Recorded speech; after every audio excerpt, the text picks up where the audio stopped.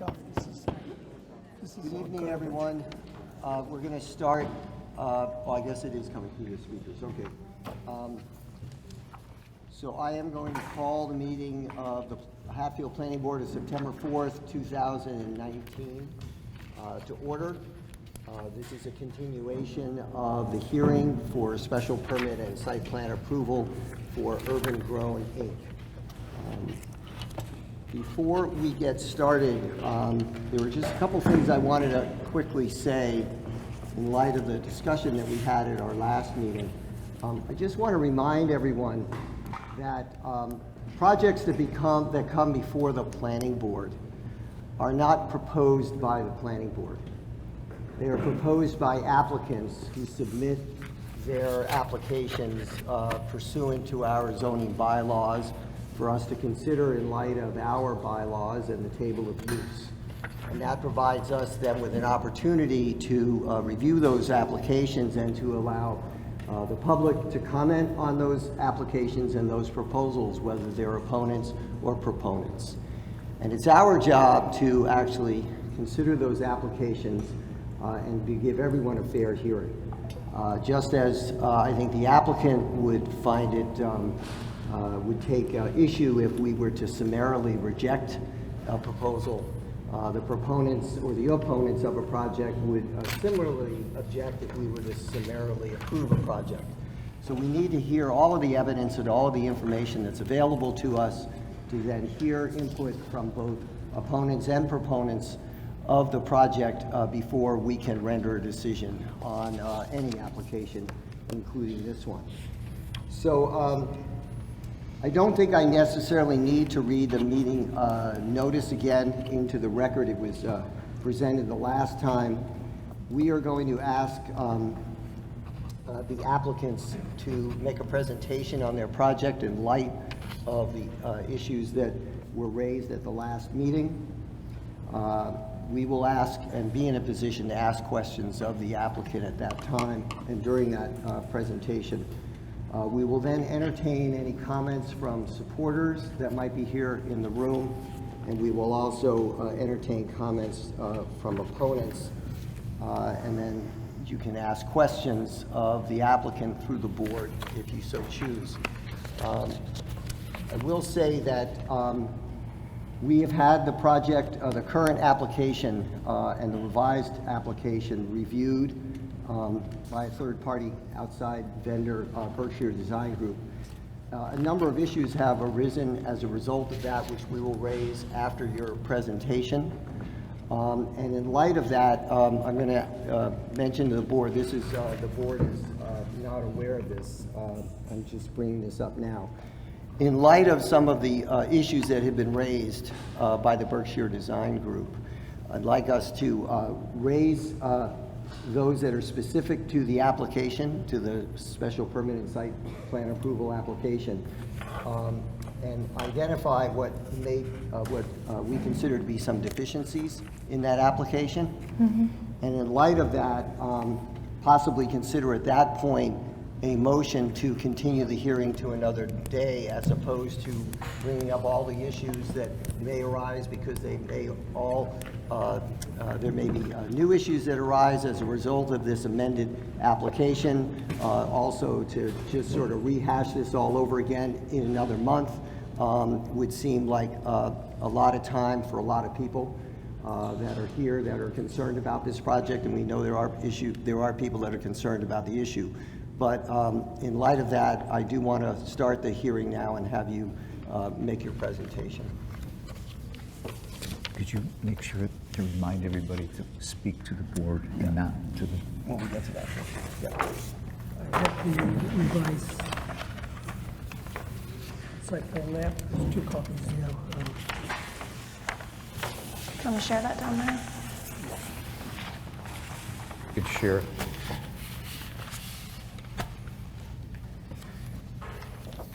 I'd like to hand something out for you to consider. I've got mine.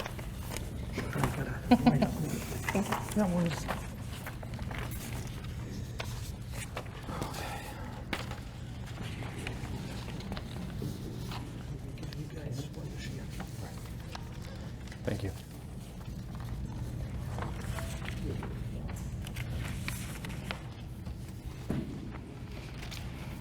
First of all, I'd like to thank, Yeah, can,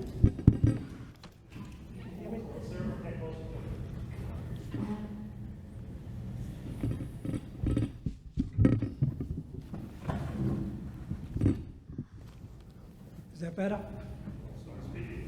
Okay. I would like to thank the board for this opportunity to present more information after the last planning board meeting. From our perspective, this is not a meeting to determine whether 55 Depot Road is an appropriate site. The zoning for the site is RR, which was voted by the town in 2018 to be appropriate for growing of cannabis in an indoor or outdoor situation. Get my glasses out so I can read what I'm... Can you introduce yourself as well? Yes, my name is Stephen Herbert. I'm the CEO of Urban Grown Inc., the applicants for this project. We purchased the farm after reading the bylaws, believing we could meet all of the zoning bylaw requirements. Recently, it was brought to our attention that an anonymous poster was circulated to residences in the Depot Road vicinity and surrounding streets to gather opposition to our application to the town, and more specifically to the planning board. The first objection is to erecting 19 greenhouses. It is unlikely that we will increase the facility to that size, but we are allowed up to 35 greenhouses by the Cannabis Control Commission, which allows 100,000 square feet of canopy. Stephen, I understand and I appreciate that you want to address the issues that were raised on the poster that was laid out, but I think for our purposes right now, it would be more valuable for us if you went through your revised application and highlighted what you plan to do, and you may be addressing some of these issues, because we're going to have to go through all of this anyway. And so I would prefer that you go through your revised site plan application, and which may address some of the issues that are on, that you have wished to address that were raised on the poster, but it also would enable us then to more accurately or more efficiently address some of the issues that we have already identified in your application. Okay, very good. I will do that then. Thank you. So the first page is a table of contents which outlines every section within the revised plan. And talks about who did the plan for us, the site plan, which has been modified to include some of the things that were missing last time. Do you need me to go through points 1, 2, 3, and 4? No, I would start with where you begin to get into the issues regarding wetlands and topography, and then the location of the greenhouses thereof. Sure, okay. So there's a diagram in here of the wetlands, of the topography, with the wetlands identified in the southwest corner of the field.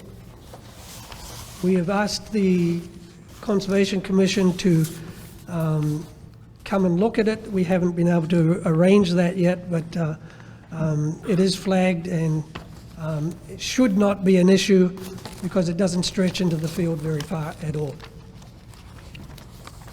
The topography has been included on the larger site plan as well. And the wetland issue may be related to previous farming activities where there was a turnaround area near the stream when the farmers were turning around and compacted the soils. That was the opinion of the wetland specialist. But we can talk about that when we meet with the Concom.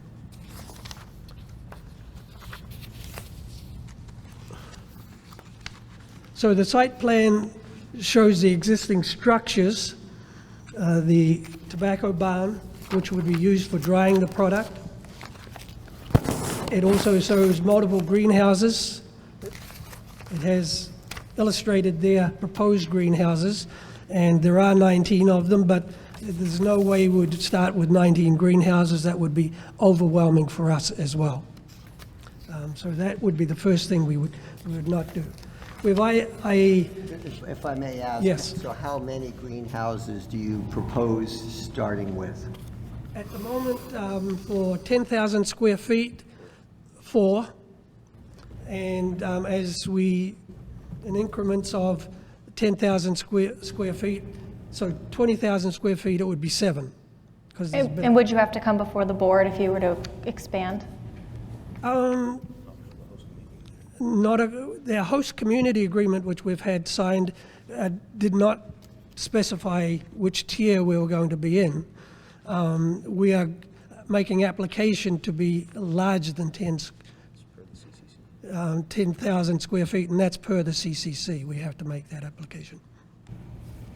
So if we are considering, if that's the case, then we have to decide, we have to be considering your application based on potentially 19 greenhouses. Because we could make it contingent if that were the case to a certain number, and then you'd have to come in again for additional approval to go over and above what otherwise might be a much smaller number to start. Yes, that would be acceptable. Okay, go ahead. So we've added parking spaces to the north of the barn. There are 8 parking spaces identified there. We've also added the dumpster just outside of the secure fence, and the composting area, which is within the secure fenced area. So those were 3 things that were requested to be identified on the site plan map, and also the contour lights. So that covers waste disposal. Point number 10. Well, actually, can you cover for the record and the audience, number 8 and 9? Because you didn't discuss waste disposal. Yep, okay. So 8 is no new proposed septic systems are planned.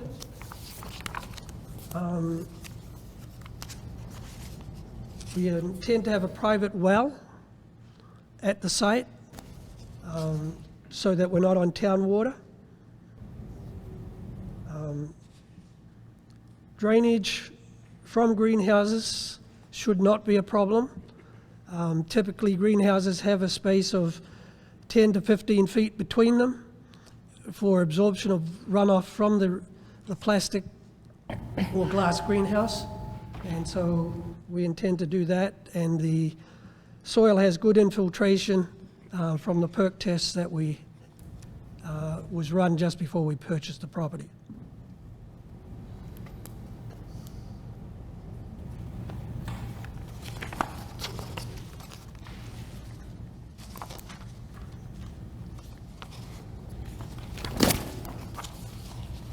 Any questions? No, fine. Continue. So waste disposal is point number 10, and that's where I said that we would be shredding any material that's not sold, the stems, any popcorn buds that we don't harvest, they would get shredded so that no materials would be available to be recognizable after it's been shredded, and this would be composted. It's important for the record to reflect that the CCC has accepted all of our provisions for disposal and handling of the product. So that's already been signed off by the state. And could you introduce yourself too? Sure. Thank you. Michael Herbert, 55 Depot Road. And most of what is in here has come out of what has been accepted by the CCC. So number 11 is landscape features. The landscape features, other than the fencing that we'll put up, are only greenhouses, so no tall buildings other than the tobacco barn, which is already there existing, and any other buildings, greenhouses, won't be taller than the tobacco barn. Well, since you've raised it, and it is discussed a little later in your application, but you might as well talk about it now, just talk about that, the security fencing. And Yes. The security fencing, we heard the concern about it looking like a jail, and we didn't want that to be the case. So we changed that to a wood panel fence. And that is what we have. We have a picture of it in the package. Would that include barbed wire? Would that include barbed wire? Only if the CCC, the Cannabis Control Commission, insisted upon it, and then it would be out of our control. And if it was barbed wire, it wouldn't be a foot above the fence, it would be right on the fence, I would anticipate, maybe 2 or 3 inches. And do you have approval from the CCC for a wood fence as opposed to a chain link fence? We consulted with Chief Decochette, and per the CCC, it falls on the chief law enforcement person for the respective municipality, and we had a conversation, and he approves of it. So, yeah. Yeah, go ahead. Sure. We had a conversation with the chief of police in Hatfield about the wood fence and the change from a chain link fence, and he was in approval of that. So, We have a document? yeah, we're going to need documentation. It falls upon him with the CCC, so. No, I Do know, we have but a it would be, document? it would behoove you to get another letter from him to Sure. us indicating that he, because you have submitted a letter already indicating that he had reviewed your security plans and approved them. Yep. It was actually written to the Hatfield Planning Board, dated 6/3/2019. But to have an amended version of this memo or a new memo indicating that he indeed has discussed this change Sure. of the security fencing and has approved it. We could have a contingency for that, yeah. How tall would that fence be? Excuse me, no, I'll take that. How tall is the fence? The wood panel fence would be 6 feet, I think it is. Yeah. Think, or is it 6 feet, or is it 5. 7 feet, or you It think will it be could no be more 5 than- feet? It says here, 6 feet. 5 or 6 feet. All right, go ahead. I'm sorry, I just didn't hear the answer. 6 feet.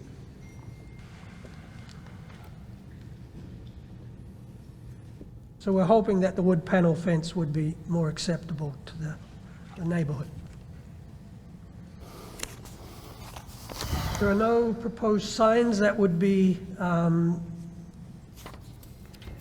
used to advertise that this is a cannabis grow facility? Can't hear you, Yeah, sorry. yeah, no proposed signs that this would be a cannabis grow facility.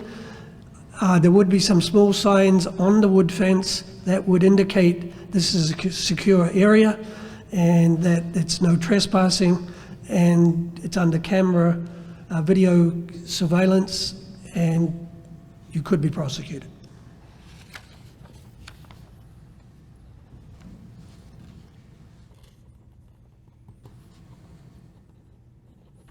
In the tobacco barn, the only building modifications we would do is build out a couple of areas, one for a secure office so that we can secure high-value things, and the other for worker comfort or worker room. And we'd work with the building inspector on that.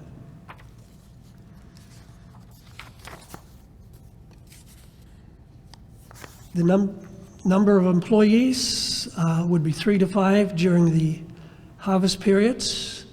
We would need to have all those employees go through background checks because they would be inside the secure area, and so they would be trusted people to work on the harvest.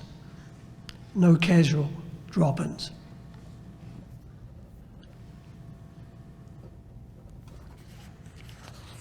I have some extra copies if you would like a copy. No,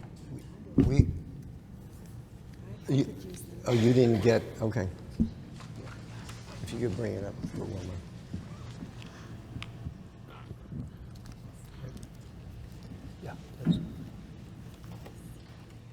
And that's where it addresses the cars that are on the map.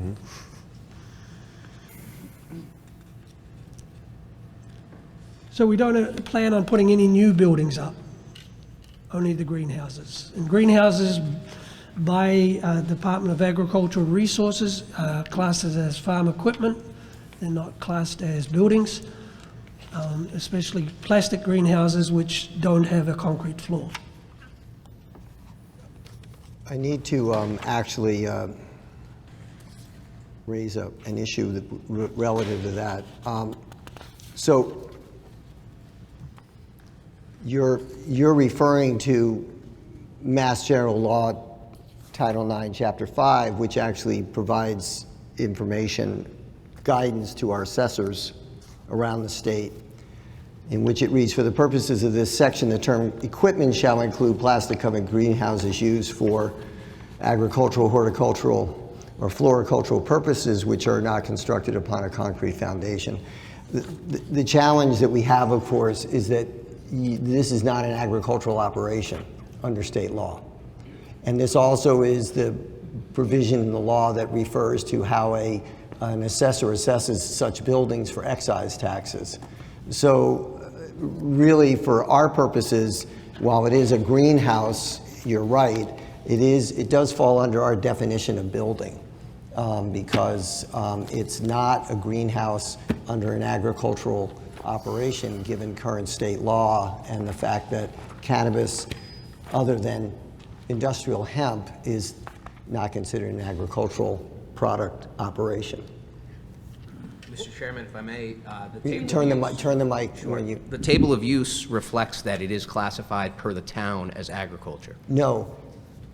It's listed under the category of agricultural, just under table of use, but that does not trump the state law, which is that cannabis cultivation is not an agricultural pursuit.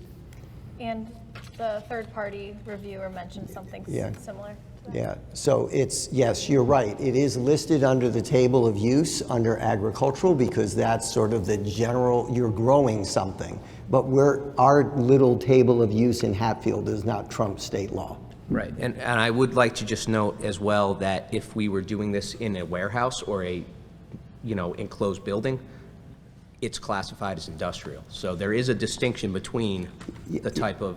Yeah, I know. I'm familiar with our I know table of you are, use. yeah. And actually, you would not be able to do this in a rural residential zone if it was in a building. Understood.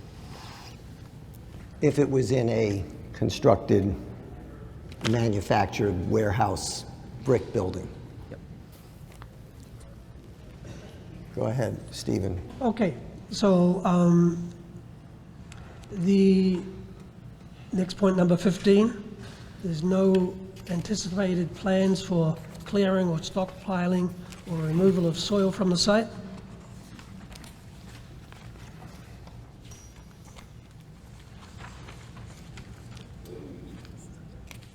So I would ask you, if you could, to summarize your summary of operating procedures and your security You plan. don't want me to read it all? No, Yeah. nor do I. Yeah.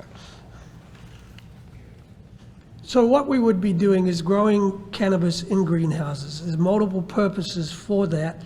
One of them is to allow us to control the environment, to keep rain off during the harvest period or the maturing period when you can get loss of the crop through too much water on the buds and you get bud rot and diseases. It also enables us to contain and mitigate the odors that could be emitting from the crop. I would challenge anybody to go past the area where we have about 5 acres of hemp there. Hemp is high CBD cannabis. It was derived from real cannabis, selecting it so that it didn't have THC. And so it looks like cannabis. As it matures, it probably will mature like cannabis. The high THC cannabis, and it will, and it is an agricultural crop, according to the Mass Department of Agriculture. And so the same species is agriculture, but cannabis is deemed by the legislature not to be. We will grow this in greenhouses. We will use containers, grow bags to grow it in, so that we do not have to deal with weeds in the soil. And so we'll have media which we have to have tested to make sure that it is clean media, and that we will then grow the plants to maturity, either from seed or starting them from seed or starting from clones. Our first crop would be from seed, most likely, because we have no way of getting clones.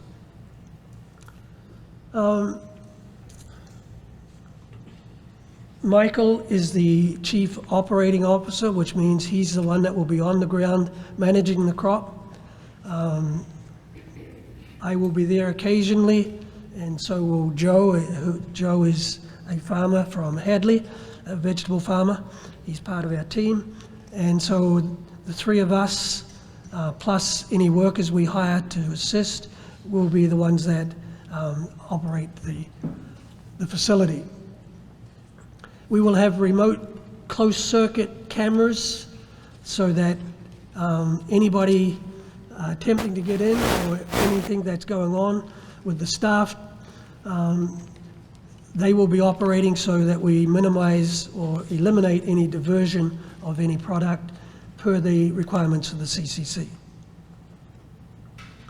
We will train all staff in the culture of marijuana and the security of the facility, in the safety and anti-diversion principles.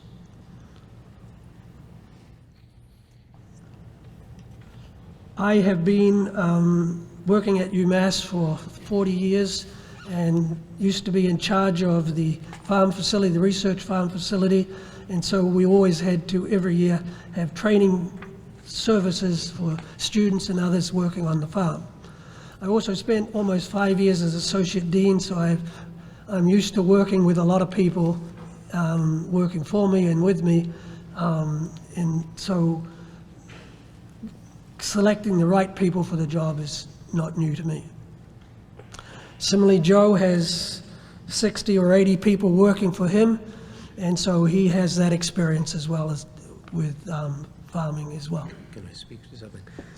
Anybody that works in the site has to go through a comprehensive background check per the CCC, so that's fingerprints, a Corey check, extensive background check. So again, you know, these people that we would potentially hire are not going to be, you know, someone just off the street.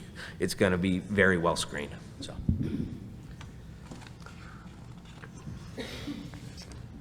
Okay. So moving on to the security plan. The security plan, per the CCC, has to have a security fence.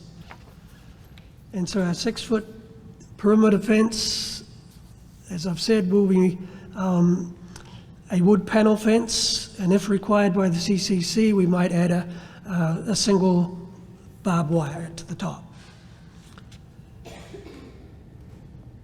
There were no signs, as I've mentioned. It will be, other than that, it's under video surveillance. And we'll have locks on it so that people can't get in. It will be electronically monitored with cameras and an alarm system. And we will have it set up so that within 5 minutes, somebody would be notified if there was an intrusion. And so Michael lives on site, and so that would be easy for him to respond to any of that and call the police and other things. There will be a video link to the police so that they can monitor anything that is happening. They have pledged that they're not going to be monitoring 24/7 or anything like that, but as things need to be.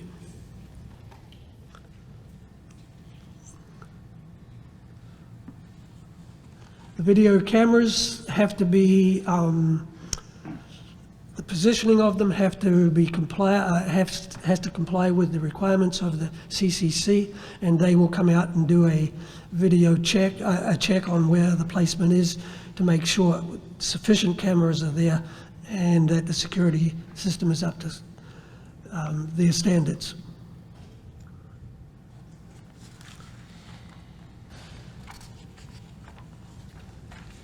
These cameras will have night vision capability. We don't need any lights out there because lights will interfere with the grow facility, the growth of the crop during flowering. And the camera system will be on 24/7, and so it will be always there. The recorded footage will be retained for at least 90 days. And it will be able to get clear still photographs from that. And there will be a backup system if the power should go out.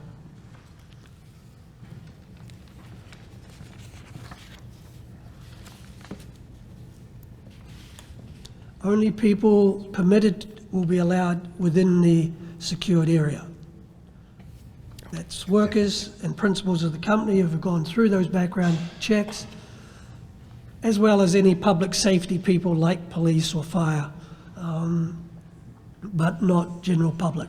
There will be no tours, and certainly no persons under age 21, unless they're working for one of those public safety people, and only then if they're accompanied by them, an older person.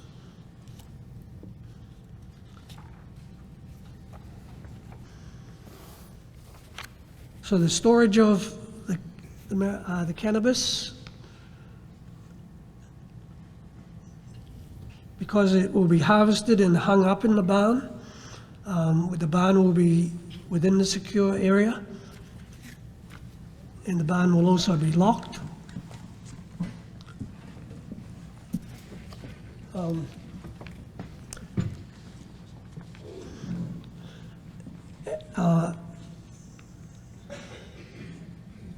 And the cannabis will be trimmed there and then packaged for distribution to manufacturers or to dispensaries. There'll be no sales to the public or to anybody else at the site. Actually, no sales at the site at all. Sales would happen at the dispensary or at the manufacturing facility.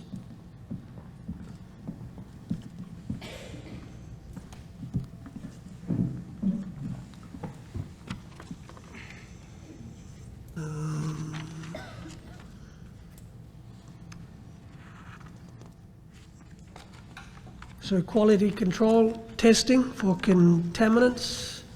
This has to occur per the CCC for any contaminants such as mold, any biological materials such as molds or anything else like that. It also tests for heavy metals, tests for the potency. What else does it test for? Those are the main things. It has to be tested, and it's a comprehensive test. In order to meet some of the standards that are required by the CCC, I mean, this will sound like a simple question. I mean, is this being grown organically, or are there herbicides, fungicides, pesticides utilized in the process of growing the cannabis? Per MDR and the CCC, it has to be grown. MDR is Massachusetts Department of Ag Resources. Thank you, Mr. Chairman. It has to be grown organically, so there's no permitted use of pesticides, herbicides, so on and so forth. Yep. Thank you. MDR may allow certain fertilizers, but no pesticides.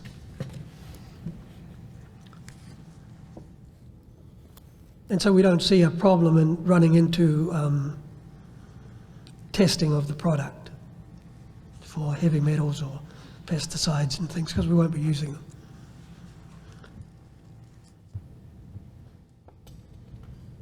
As I've said, we will use well water, and we'll test that for any contaminants as well to make sure that that's clean. And we'll keep those things on file. Number 20 is prevention of diversion. The CCC requires seed to sale tracking of all cannabis.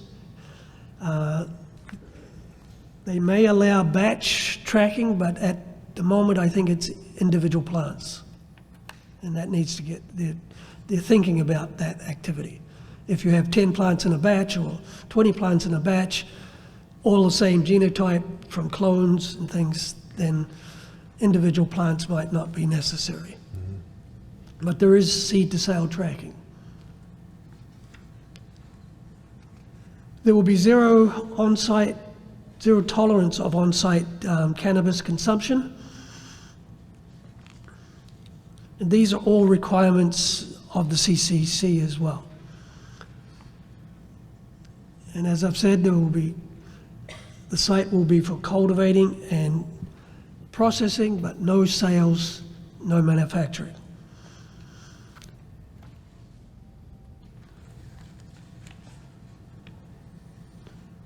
I've covered some of those other points there.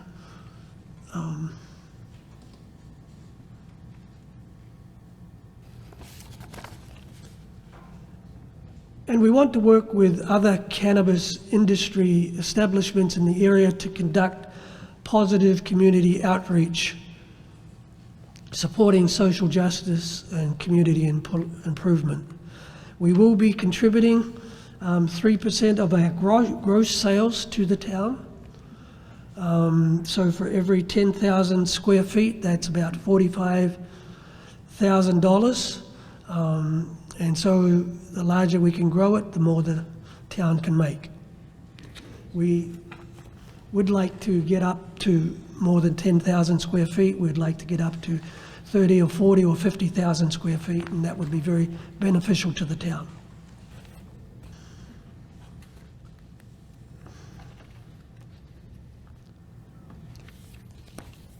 Steve, since you discussed the inventory procedures and dispensing procedures, which are covered primarily by CCC, why don't you move to the items regarding transportation of marijuana? Because that was an issue that was raised by folks here at the last hearing in terms of vehicle traffic in and out, and then spend some time on the odor mitigation. Sure.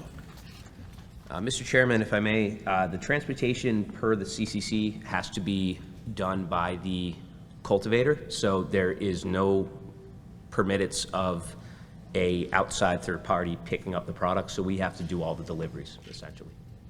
So there won't be coming and going, so. And so the coming and going would be just us and not very often. Do you have a sense as to what that would translate into? I know you are talking about, 8 parking spots and 3 to 5 employees in addition to Michael living on the site, so there'll be people coming and going just to go to work. But then how many vehicle trips a day, a week in terms of shipping out? That should be determined, Mr. Chairman. I would not estimate that it would be more than once a week. But again, this is driven by demand and so on and so forth in any business. There's going to be, a fluid type of effect with that, but it wouldn't be very often, so.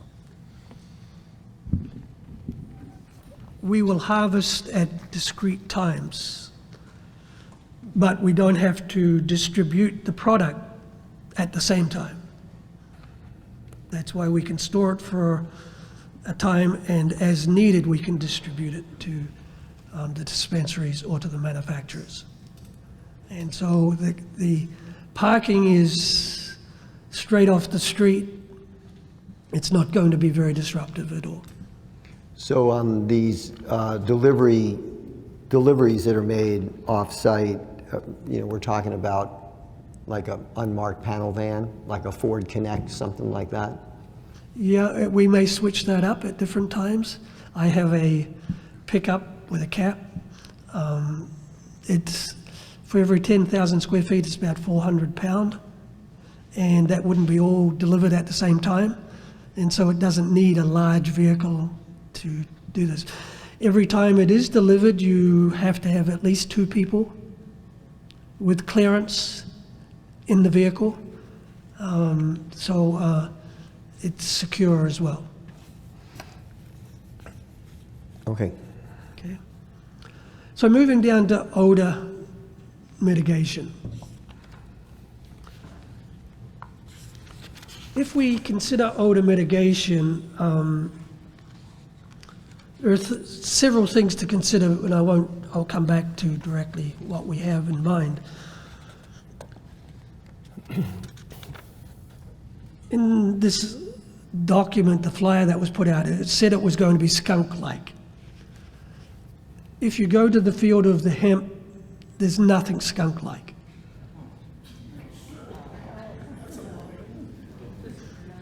Come to my house tonight. Come to my house right after the meeting, and you'll know. Excuse me, we're not Please, having please. people from the crowd right now. Please. Go ahead. Hatfield, in their wisdom or not, in the zoning laws said that you could grow it outdoors. Maybe growing it outdoors wouldn't be allowed at 55 Depot Road. But it's in the bylaw that it can be grown outdoors in RR. There's no odor mitigation you can do with that. There's no odor mitigation we can do with the high CBD cannabis hemp because it's growing outdoors. The option is for us to get the license to grow it in greenhouses where we can mitigate odors in about 1.5 acres, not more than about 2, or grow the whole field in hemp, where we can't mitigate things. And so, to us, we can control the odors. We've proposed a system by the company called Fogco, which as the heat or the ventilation from the greenhouse is done, it blows through a mist, and that mist is got a chemical in it which neutralizes the odors in the cannabis. It says in your plan that you will use the Fogco system if needed. So does that mean you plan on installing it and using it if it smells, or installing it after the fact if there's complaints? No, it would be installed and used when it is needed. Okay. Because right now, as you drive past the field, you may get a slight whiff, but it's not a strong odor, and so it wouldn't be needed during the vegetative time. Okay, thank you for clarifying. Sure. It would be too late when we got an odor to then do it. If we had a blockage in one of these systems, You said it'd be too late if there was an odor for them to then install it. yeah. So if there was a blockage, you can change nozzles pretty quickly. But if there was a complete failure in something there in a greenhouse, and there would probably be 2 of these on each greenhouse, I'm not sure, depends on what the ventilation system would be. We have another system which we had earlier proposed using charcoal filters, and we have one which is it's over 5 feet tall, it's about 5 feet tall, about so big, which can absorb the odor and exchange the air every 30 minutes or so as a backup system. But we will have redundant systems and spare parts to keep the odor system working. It is a high-pressure fog system that neutralizes the odor. It doesn't mask the odor, it actually neutralizes it.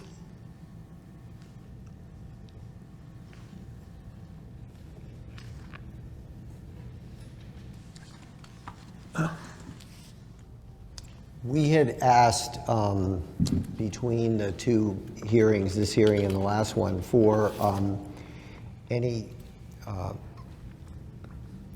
referrals that you might have that we could speak to, either in other communities or other facilities that have utilized this system, so that we could actually go and assess what their experience has been. And I don't believe you responded to that. We didn't get any references to contact or talk to. We think- did provide, A letter from St. Croix.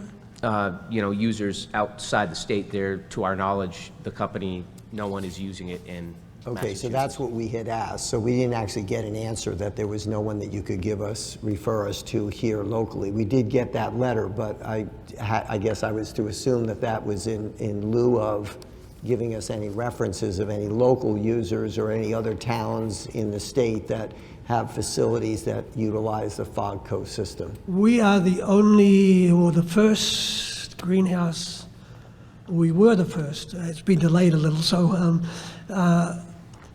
and so no other, I don't believe there are any other greenhouse operations online in the state yet. And so there would be no need in a building for the FOGCO system, external to the building. They do absorption of odors within the building. What about the big greenhouse operation was it in Deerfield or Sunderland that was purchased, and that's a greenhouse, right? Yes, They're not licensed to operate. Okay, all right, well, we didn't know, I mean. Yeah, again, sorry, we didn't, yeah, we couldn't find any, so we couldn't send any when we should have said that. okay, thank you. Yeah, there were several, I think I sent you 3 different things related to that, which were testimonials to its system. The other option would be to grow it outdoors, and we don't want to do that for many reasons. And so we believe we can control the odors so they're not a problem in the neighborhood.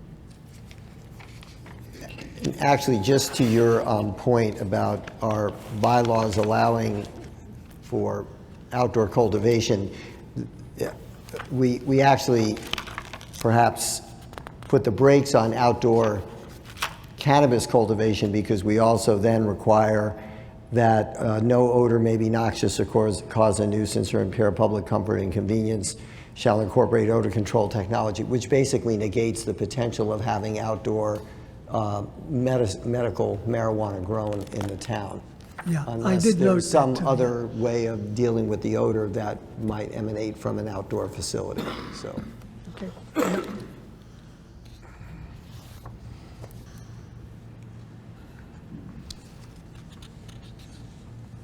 And so in here, the other system for odor control, I listed as well.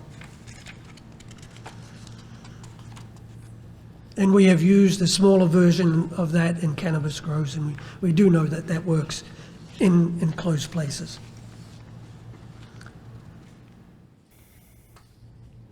You want me to go through noise? Yes, because that was another issue that was raised at the last meeting. So the noise would be for fans, mostly fan ventilation of greenhouses. These would not be on 24/7 or anything like that. They would be on during the heat of the day mostly. And so that would be when many people are at work. They would not need to be on at night, typically.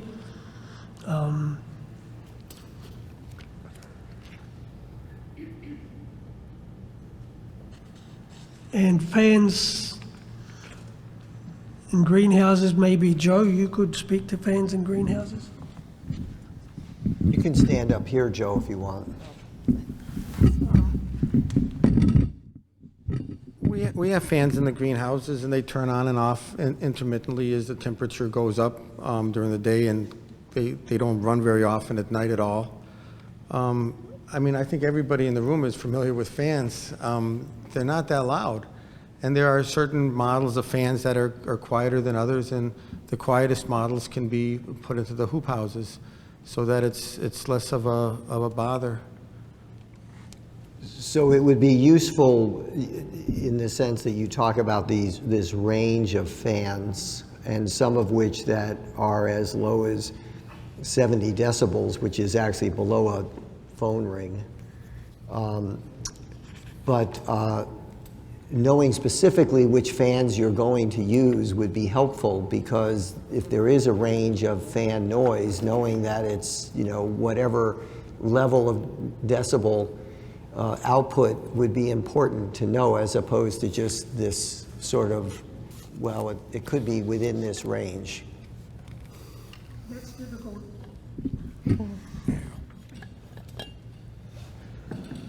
That is a little difficult for us at this time, because we are still deciding on which type of greenhouse we will get.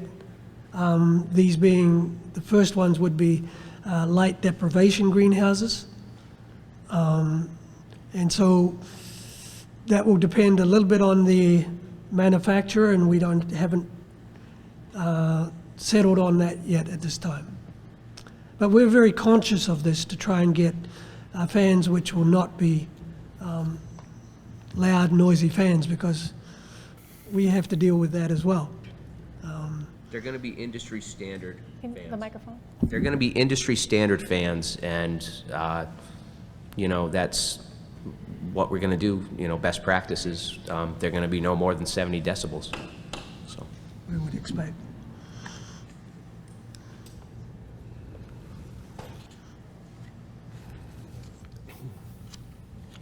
So we can switch to energy use.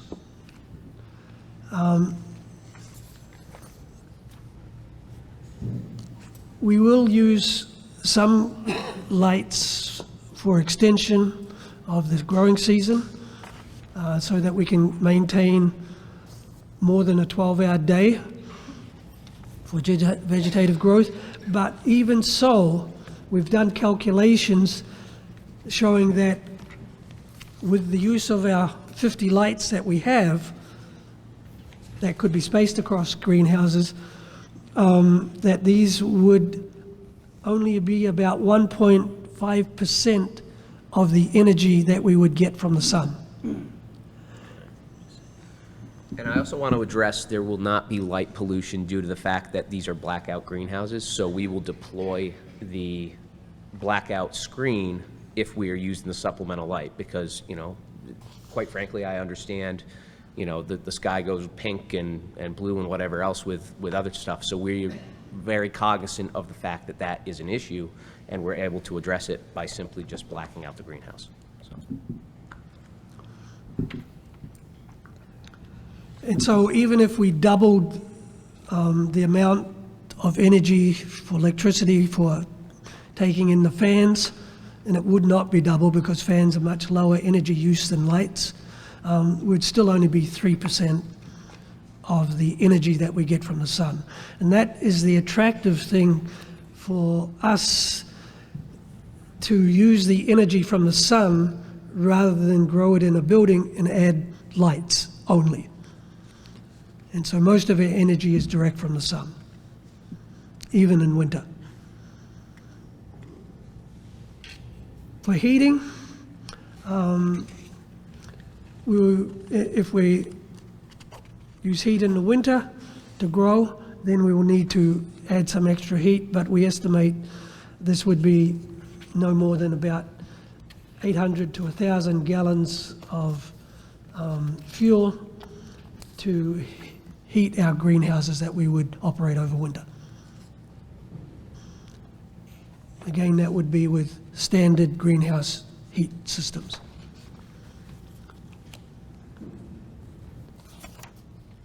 So training for new employees, we've covered this a little bit. They would be trained in all aspects of growing cannabis, all aspects of safety, all aspects of anti-diversion, and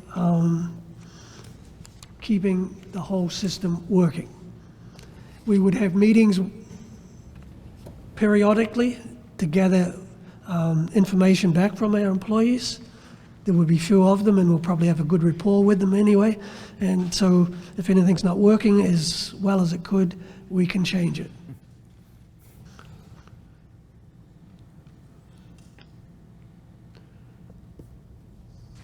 Personnel policies will be related to growing and securing the facility.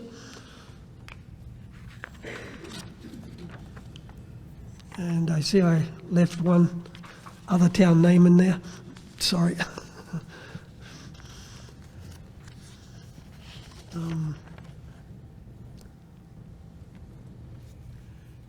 And we will have a strict code of conduct for all of our employees as well, per the requirements of the CCC and ourselves. We will comply with local ordinances and bylaws. As I said, we're going to give 3% of our gross earnings to the town.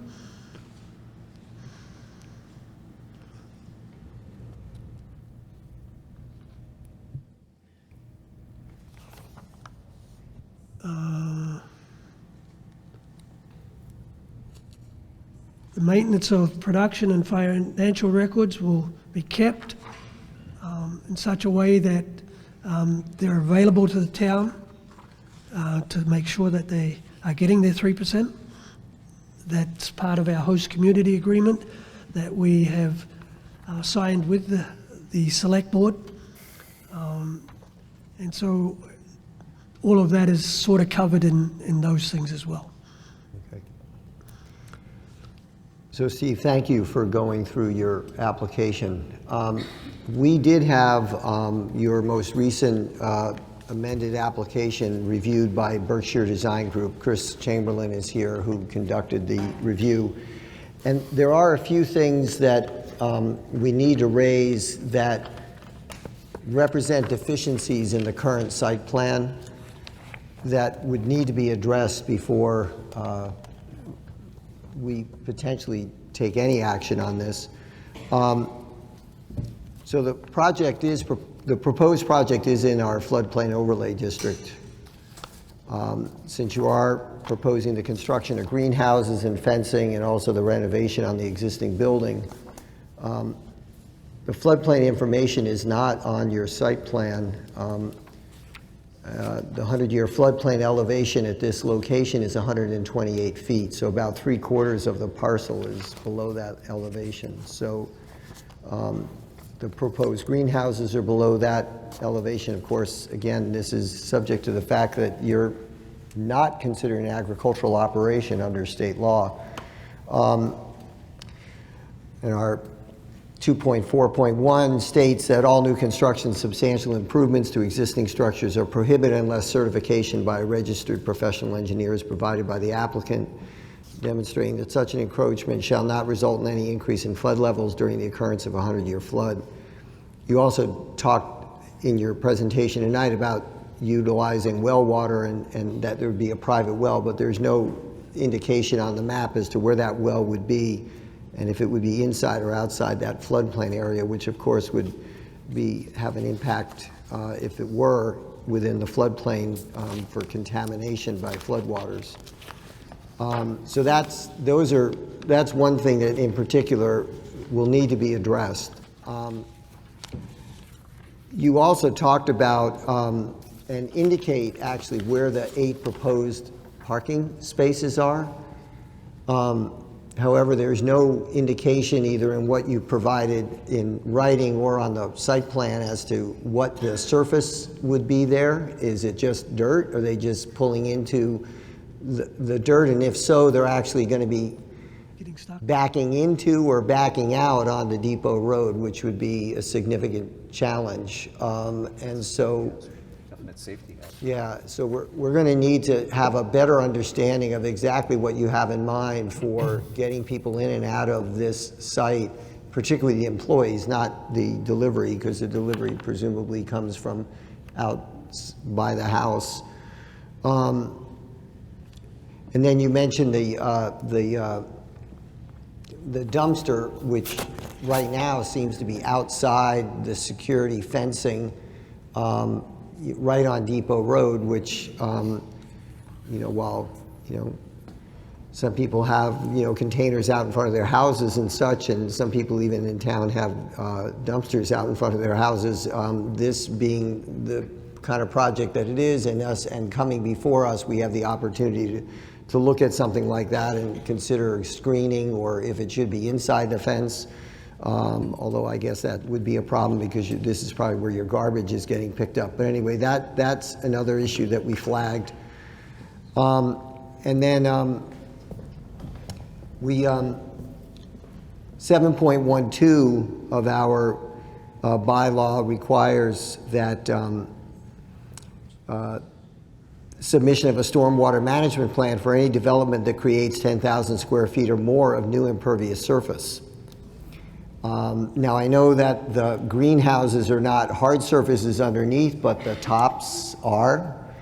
And so even at the 10,000 square feet that you're initially thinking of, you would meet the limit, or at least the threshold by which a stormwater management plan would be required. And certainly if you were to, at some point, propose to go up to the 50,000 square foot, it would definitely be required. And certainly an expansion on that stormwater management plan. Again, this is a different set of circumstances than, say, the Skoski flower operation with their 14 greenhouses. They're not coming into us to discuss stormwater management plans because it's a farm and they're sort of in that right to farm bylaw, as well as the state laws regarding the provisions allowing for such structures on operating farms, but this is not the case here. So we would need to have the stormwater management plan considered. We will provide you with a copy of this letter, which also highlights a number of other issues that have been raised by the Berkshire Design Group relative to some of the odor mitigation issues, and also just making sure that we're clear that on all counts before we bring it before the whole community and get input and feedback from both proponents and opponents on the project, we need to have these items addressed, and in particular the deficiencies in the site plan and special permit application, which are the ones that I just highlighted. With that in mind, what I'd like to suggest to the planning board, since if indeed there is a desire on the part of the planning board to have them submit an amended application to address the issues raised by Berkshire Design Group, I would entertain a motion to continue the hearing, and we close our meeting tonight and have them come back. We don't have to go back through everything that you just discussed, but those things that are amended relative to the site plan as well as to some of the other issues raised.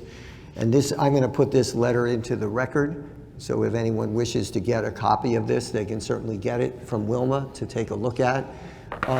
But then at that point, rather than taking comment and input now, we do it at that point, because there'll be comment and input again at, if indeed at that point when they come in with an amended application. Could I just make a statement here? We got this letter dated September 3rd. This From the is, Berkshire Design Group. excuse me, from Berkshire Design Group. This is not something that we've been sitting on, and this is not something we're surprising you with. This is something that just came to us. So this is something we feel like needs to be dealt with before we even move forward. Mr. Chair, it would be unfair to not have us an opportunity to speak about the updated plan. I feel we're going to be good at his advantage to voice our opinion. Well, So I'd like the opportunity the plan is, to address some of the items that were raised at the planning board. If I may, you. can you mentioned the last- stand up and just... State your name for the state your record. name And for address the the record. board, please, Yeah. not the crowd. Yeah. No. Yeah. My name is Petrus Van Geel, live on 9 Cronin Hill Road. The last meeting, we were asked the questions, no matter what they come back with, you will not agree to it. Now, it seems to me at least that no matter what we come up with, you're going to vote it through anyways. That's what the impression I'm getting. So I would like an opportunity to address some of the items that were raised last time. They had 3 months to prepare them. We had 3 months to prepare ours. Well, they had 1 month to prepare from the response. Well, okay, so... We're talking June, Right, the but June meeting. but we have a number of issues that need to be addressed, and all of those other items will be there, and there'll be an opportunity for a fair hearing to go through all of it now, and then go through all of it again in October. But you allowed them an opportunity to answer the questions raised. And Now we- I feel we're being silenced by not being allowed to speak. Well, Or we have a are- number of issues that... We we're- do as well on the updated plan, and we're being silenced by it. You have the opportunity to raise all of those issues in October. I think So, that... okay. The planning board is not making any decisions. We have not already come to a decision based on what we might think or what they might think. We have not made a decision. We are finding facts, and now we have brand-new information that complicates everything. So we feel that it is important for us to deal with the new information before we deal with anything old. And there's deficiencies in the application right now, and so I would like to have them address those. In addition to addressing issues that you all raised at the last hearing, some of which they discussed tonight, but some of which we have continued concerns about. But they had 4 months. If we go back to the non-compliant community outreach meeting, the June meeting, they effectively had 4 months to clean up the application, to address all the issues, and quite frankly, they haven't moved off square one as far as we are concerned. That's fine, that's your opinion, but I really don't feel like we should be getting into all of this tonight.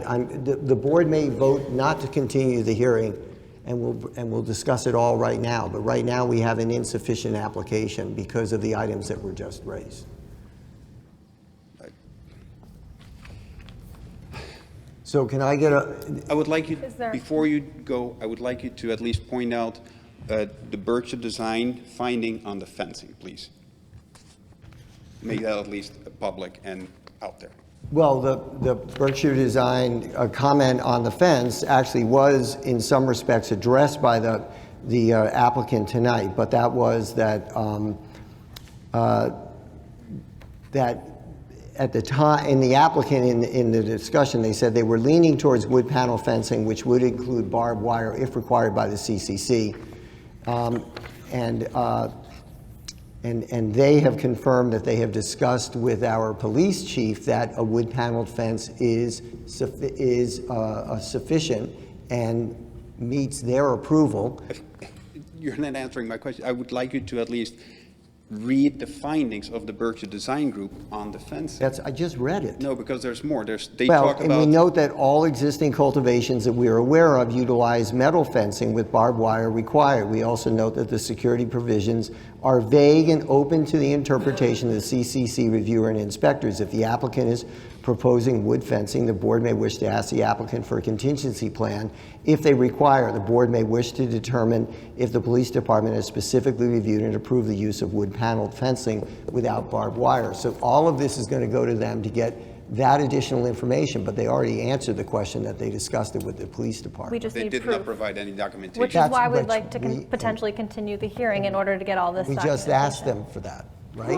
You heard that, right? I did. Okay. I did. Thank you.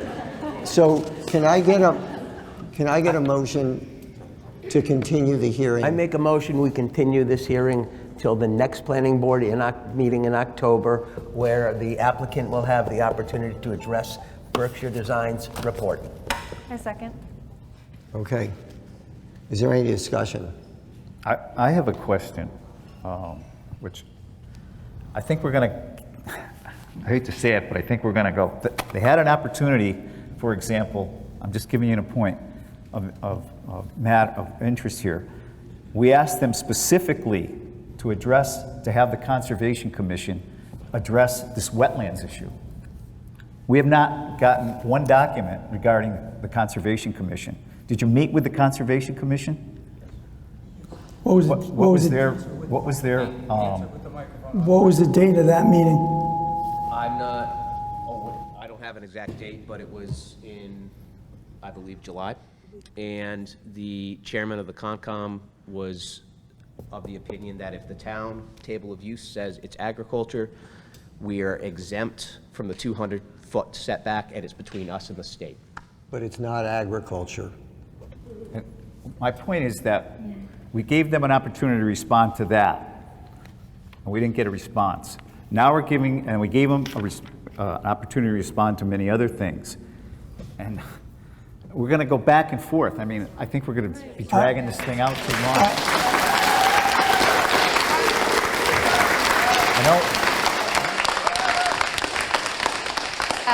I'd like to make a comment as well, please. Yep. Hold on. I have one more question. Is there anyone in this room, other than the applicant, that is in favor of this project? Can we have somebody that's from Hatfield, a registered voter that lives in Hatfield, a taxpayer, that is in favor of the project? I rest my case. Mr. Chairman,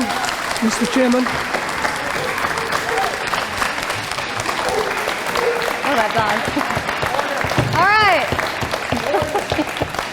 Not in charge of this meeting, we are. Mr. Chairman, That's right. I started a, Stop, please. I would also Please like to say something too stop. at some point.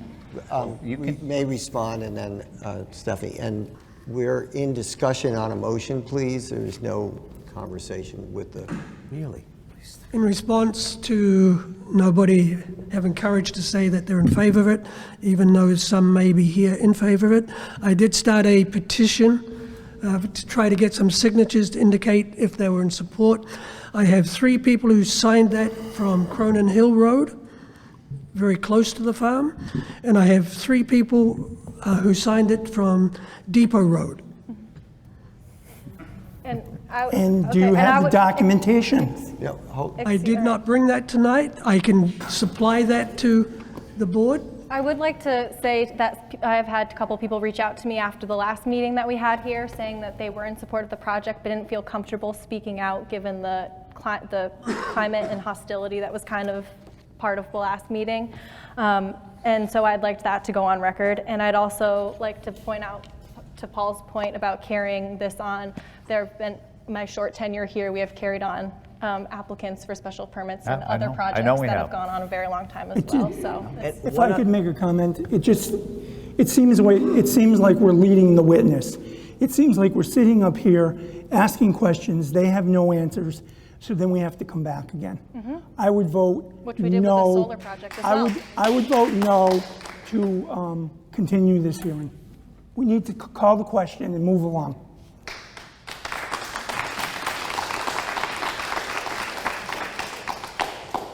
What you might do is let people have their say now, but then come back for the amendments in light of this Berkshire. Here's the people. Yeah, we had that one case continued for. Mr. Almost Chairman? a year, over a year, and that was my first experience. I sent several emails asking if there were any other things that we needed to include. I did not get any responses relative to those points. And given the fact that the Berkshire Design has just come up with this in a short period of time, I think it would be unfair for us not to be able to respond to those things. So, Motion's on. but with that, to that point, it's not our job to make sure that the applicant knows what parts of the special permit application they need to comply with. And so these are all outlined in our bylaws, and so it behooves you and your advisors to understand those elements of the floodplain management overlay as well as the floodplain management plan. Yeah, Can I speak? Mr. Chairman, we never received the letter from Berkshire Design, so we would question, when did the board get that? That should have been conveyed to us, so that we could address those points. Right, but you're not getting my point. These are items that are in our bylaws that specifically state that if you're in a floodplain overlay zone and anything is under 128 feet, you need to address the floodplain overlay zone ordinances, as well as the fact that we don't allow cars to back out onto main roads. That's in our bylaws as well. So these are items that you and your engineers and others should have been able to identify. We are now identifying them as a result of our getting assistance from a technical advisor, and because none of us are experts in engineering, that's why we look to someone like the Berkshire Design Group to review these applications. But by the same token, these shouldn't come as a surprise to you because they're in our bylaw. So we can provide, that's why I'm suggesting, because we have gotten this letter, your stuff came in about 2 weeks ago, we had it reviewed. We got the letter yesterday. We can provide this to you now to review, and that's why I'm suggesting that we just continue this, allow them to respond to these. We then get everyone's input and comments. I mean, we can do that all tonight and then do it all again in October, but I feel like we have to have all the information before us to be able to make an adequate decision on something that's very important, obviously very important to the community. And one other point, there are a lot of people in this room right now which represent a small percentage of the people that live in Hatfield. The planning board's responsibility is to the town of Hatfield as a whole, not to a group of people. And that's not to belittle your position, but just understand that you are not the only people that are affected by what happens in this town. So there's a motion. Yeah, so there's a motion. All right, okay. There's a motion on the table to continue the hearing. All those in favor say aye. Aye. All those opposed? Nay. Nay. I vote in the affirmative, so it's 3-2. Okay. So we'll continue the hearing to our next meeting, which is October 1st. And I will provide you with a copy of the letter. Again, these are items that are all in our bylaws relative to particularly project or properties that are within the floodplain zone and also require stormwater management. I have one more thing to say. Yeah. You guys need to be a lot more thorough in your presentation. And definite. Excuse me. We're talking, you're not. Okay? Because we're not allowed to. No. Please, Jimmy, no, have your, Right. make your You comment. need to be a lot more thorough and study the town bylaws to make sure that what you're proposing conforms. Otherwise, we're just going to throw it right out. Okay. Do you want me to say something Yes, about the yeah. process? Okay. Excuse me just a minute, sir. My name's Tom Mullen. I'm the town council, and I just briefly want to explain why the board is doing what it is just voted to do. Let's assume the board ultimately votes to deny the application for special permit and site plan review. And I know that no decision has been made, but let's assume that happens. What happens after that? The applicant would have the right to appeal to Land Court or Superior Court. I would then represent the planning board in that appeal. The question at that point is whether the planning board acted arbitrarily or capriciously, whether they made a mistake of law, and whether they acted unfairly with respect to the applicant. If the judge determined, and it's a judge, not a jury, that there was any unfairness in the process, he would he would likely remand us back to the planning board, and we'd have to go through this process all over again. The planning board is aware of the stakes, they're aware of the process, and they're trying to make a decision that is going to be unimpeachable and irreversible, whatever that decision may be. So if it sounds like the planning board is bending over backward to grant procedural due process, I assure you there is a good legal reason for that.